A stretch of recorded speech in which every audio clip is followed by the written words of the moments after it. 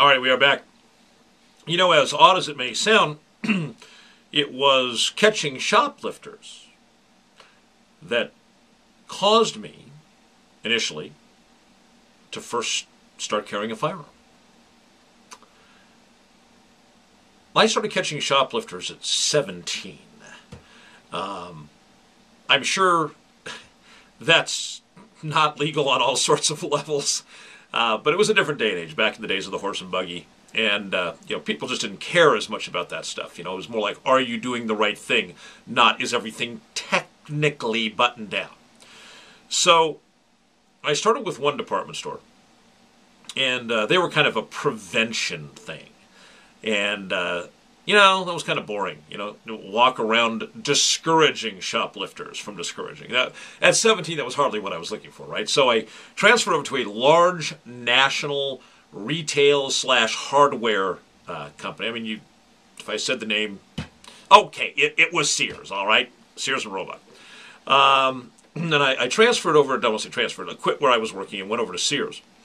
And I was working down in L.A., and I lived in a suburb. It was a long drive for me, but again, it was probably going to give me what I was after, right? So, little did I know. So I'm catching shoplifters. I was the youngest guy there. Most everybody else was seasoned. And the gentleman who was in charge was, I think, a former LAPD cop, if I remember correctly, who had retired.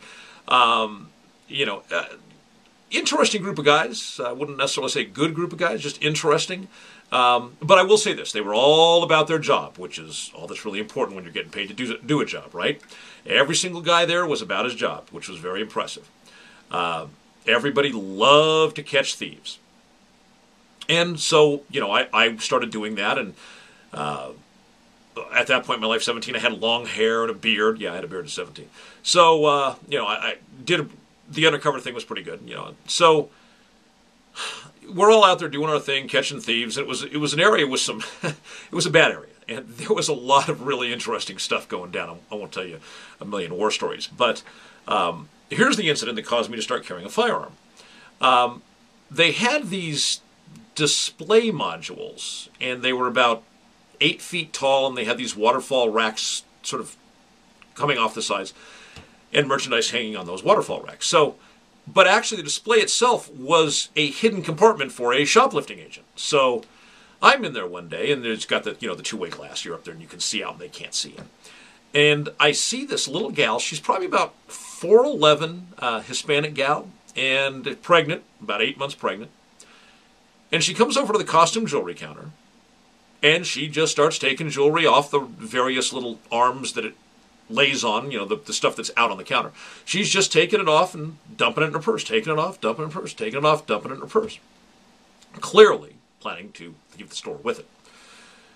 So I'm watching her, and I'm like, oh my God. Because, you don't want to go after somebody who's, 4'11" and 8 months pregnant. I mean, you just feel kind of like a heel in a sense. You're not going to go pick on this little lady, but she's stealing, right? So, good to go. So she goes out the front door.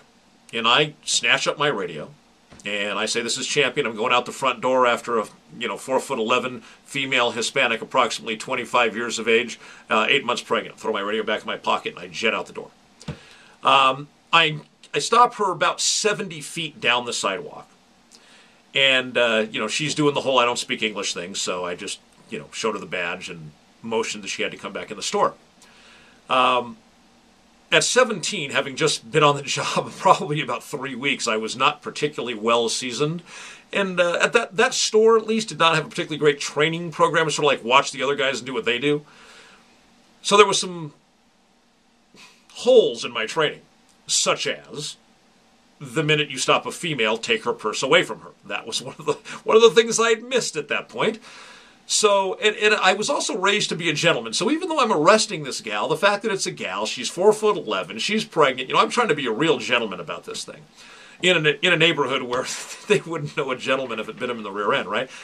So I've got her lightly, but with my right hand, lightly escorting her by the left elbow.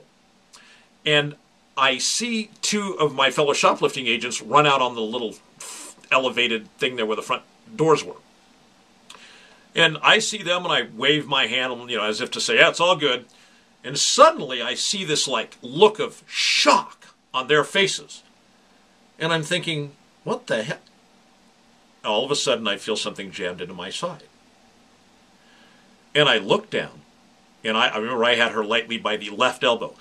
Her right hand, she's holding a small revolver, like a little .32 caliber revolver, and she's got it pressed into my just beneath my rib cage, the side of my stomach. And she's just looking at me. Completely dead expression. She wasn't amped up. She wasn't excited. She wasn't stressed. She wasn't terrified. It was all business. And she was waiting to see how I wanted to play that. It was really plain. It's like she wasn't going to get upset. She was just going to wait. If I wanted to be a hero, she was going to give me some lead poisoning. And so I lightly removed my hand from her arm, showed her the palms of my hand as I took a step back. I said, "Adios, senorita," just like that. "Adios, senorita."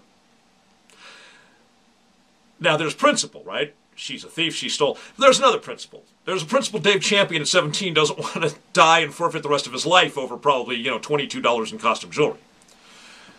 That doesn't belong to me, I might add. So, she walked away. And the guys came running down, and she walked around the corner of the building, never to be seen again by any of us. Don't know whether she walked home, don't know whether she got in another car. But the other two guys, who were considerably older than me, agreed. They said, good move, man. $22 in costume jewelry. You don't want to get shot for that. So we end up back in the security office chit-chatting about this. And nobody said, well, I carry a gun. But there were some comments made that led me to believe. Guys were, I think, trying to, without coming out and say it, lift the veil a little bit and let the new guy in on something. In other words, yeah, we're not allowed to do this, but don't be stupid. So I was 17 years old. I don't even know where I got this, but at home, seriously, I couldn't tell you why I was in possession of this at 17. But I had a Walther PPK at the house. Little 380, James Bond. Back in the day, it was the James Bond gun. Stainless steel, sitting in my bedroom at home. Honestly, I don't know whether on that day that I thought about it, whether I had even fired it. I don't know. But I decided that I was going to fire it, and I was going to carry it. Now, needless to say, Sears' policy was none of that stuff, no firearms, we don't shoot people over shoplifting. Which, I agree. But I do shoot people in order to stay alive. That's a good policy. So there I was at 17 years old. I went out the next weekend, and I went up in the mountains someplace that you could do that. Even in California, you could do that back then. And I pounded some rounds through that thing, made sure it was reliable, made sure that I was shooting well enough with it, with its massive 15-pound first initial trigger pull, and decided, yeah, this is enough for shoplifting, what I'm doing. And I went and I got a holster for it, and I started carrying it under my shirt every day. The very first time I got pulled over with a firearm, I was, I think, 18, going to that same job with that Walther. And again, this is back in the days of the horse and buggy, and I got pulled over by a Los Angeles County deputy sheriff, and he asked me if I had any weapons, and I said yes. Clearly, 3 years under the age you could have a handgun. He didn't get all upset about it. He unloaded the gun, threw it in my trunk, and didn't even write me a ticket, sent me on my way. I got to work, I loaded the gun, put it back in the holster, put it under my shirt. Good to go. Different day and age, right? By far.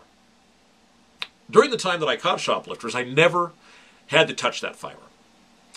The only other time, but it did start the pattern of me wearing a firearm every day for the rest of my life.